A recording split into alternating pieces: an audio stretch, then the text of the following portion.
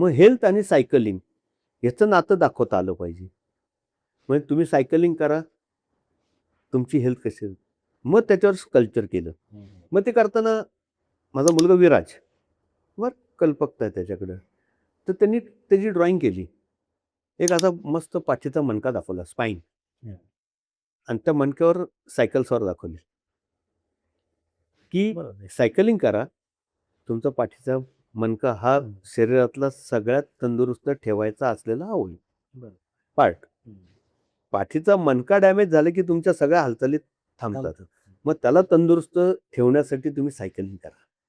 हा त्यातनं दिलेला संदेश लगेच लक्षात येतो. दुसरं स्टेटोस्कोप दाखवला मोठा, की जे कानाला लावून तपासतो, तो असा मोठ्याच्या मोठा दाखवला.